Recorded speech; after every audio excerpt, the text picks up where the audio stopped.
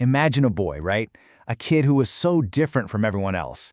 He had no friends and he was bullied so badly he actually ended up in the hospital. Now, picture that same quiet, bullied kid growing up to build rockets, revolutionary electric cars, and world-changing AI tools, becoming, for a time, the richest person on the planet. The question is, how on earth did that happen? This is the story of Elon Musk. You might think that's a quote from some ancient philosopher. But nope, that was a young Elon Musk comforting his cousin who was afraid of the dark. See, even as a kid, his mind was just wired differently. He didn't see the world through emotion. He saw it through pure logic, through what he calls first principles, breaking a problem down to its absolute most basic truths. And that unique worldview, well, it would go on to define his entire life. So yeah, that's the big question here, isn't it? How does a lonely outcast become this global titan who is literally shaping our future? It's a journey of just incredible intellect, insane risk, and coming right up to the edge of total, complete failure. To really understand the man, we have to go all the way back to the beginning, back to his childhood in South Africa, where it was crystal clear he wasn't like the other kids. His parents were actually so concerned about this that they had his hearing checked by doctors. But they eventually figured it out. His brain would just check out from the world around him to pour all of its power into visualizing these incredibly complex ideas. It was like there was a fully functioning science lab running inside his head. This was the origin of his incredible ability to innovate. And he put that mental superpower to work almost immediately. At just 10 years old, he gets his first computer. A programming course that was supposed to take 6 months to finish? Yeah, he blew through it in 3 days. And then, only 2 years later, at age 12, he codes and sells his first video game about destroying alien spaceships for $500. This wasn't just a hobby. This was his very first business venture. By the time he was in high school, Musk knew South Africa was just too small for his ambitions. His sights were set on America. He got there by way of Canada and jumped headfirst into the dot-com boom of the 1990s. His first big idea seems almost laughably simple now, but back then, it was revolutionary. He saw people fumbling around with these giant paper directories and maps and just thought, why isn't this online? So he and his brother Kimball started a company called Zip2. Elon coded relentlessly, day and night, while his brother hit the streets selling. The result? Compaq bought their company for over $300 million.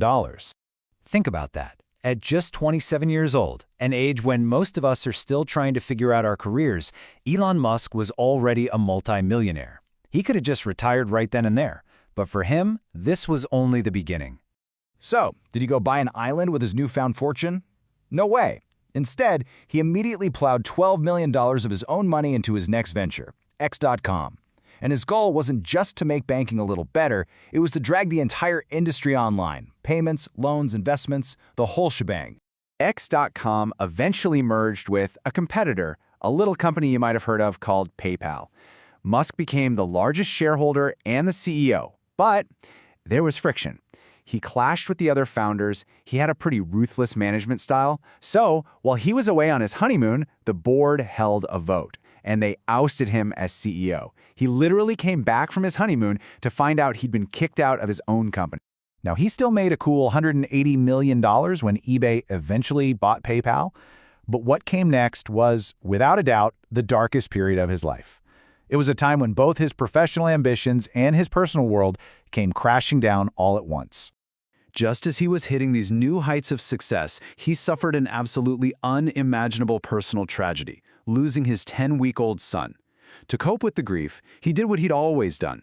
Just like he used books to escape bullying as a child, he now threw himself completely into his work, turning to a dream he'd had since he was a kid, going to Mars. He flew to Russia, trying to buy some old intercontinental ballistic missiles that he could convert into rockets. They quoted him $21 million for just one. So on the flight home, totally disappointed, he pulls out his laptop and just does the math. He realized the raw materials to build a rocket from scratch only cost about 3% of the final sticker price.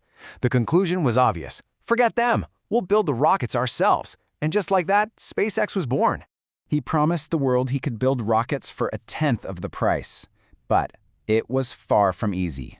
In 2006, the very first Falcon 1 rocket stood on the launch pad.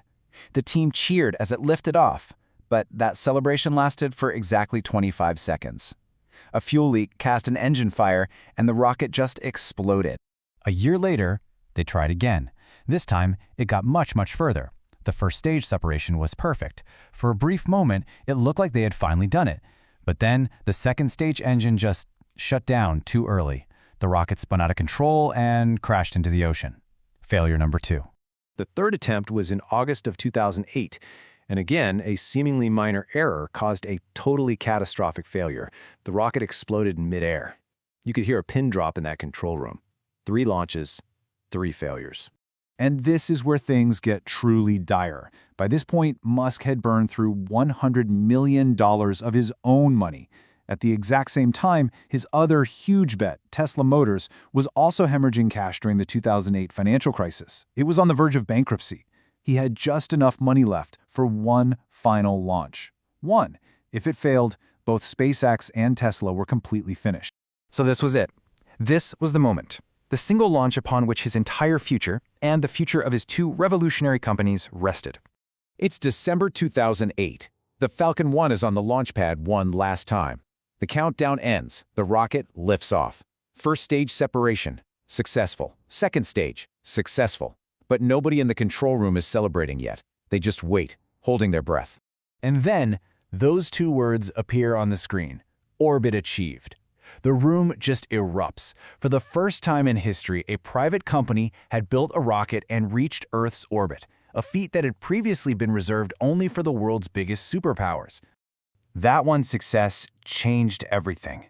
Just a few weeks later, NASA, seeing what was now possible, awarded SpaceX a massive $1.6 billion contract to deliver cargo to the International Space Station. SpaceX was saved. And then, on Christmas Eve, just days before it would have collapsed, Tesla managed to secure emergency funding too. Both companies had survived. With his companies pulled back from the absolute brink, Musk didn't just recover. He went on an innovation spree that would fundamentally change 2 of the world's biggest industries forever. Just look at Tesla. With the Model S, he didn't just make a better electric car. He made a better car, period. He ripped out the entire dashboard and replaced it with a giant touchscreen. He made it so the car could be updated with new features overnight, just like your smartphone. He basically turned the car from a mechanical object into a computer on wheels. And what he did for cars, he also did for rockets. For 60 years, every single rocket was used once and then just thrown away in the ocean, an incredibly expensive way to do business. Musk achieved what so many people thought was impossible. He created rockets that could fly to space and then land themselves back on Earth, upright, ready to be used again. This one innovation completely slashed the cost of space travel. From SpaceX and Tesla to Neuralink, the Boring Company, and now X, his influence is just undeniable. But that kind of immense power, it inevitably brings with it immense controversy. But look, there's another side to this story. You hear about the extreme work pressure employees face. He's known for sudden mass layoffs. His tweets have caused massive swings in the stock market. And of course, his combination of vast wealth and political influence, well, it makes a lot of people pretty uneasy. So whether you see him as a hero or a villain, you really can't ignore him. One source we reviewed sums him up this way. A man doesn't wait for the future. He builds the future himself. And that really leaves us with a question. What does it mean for one single person to have so much power to build the future? And is it the future that all of us actually want?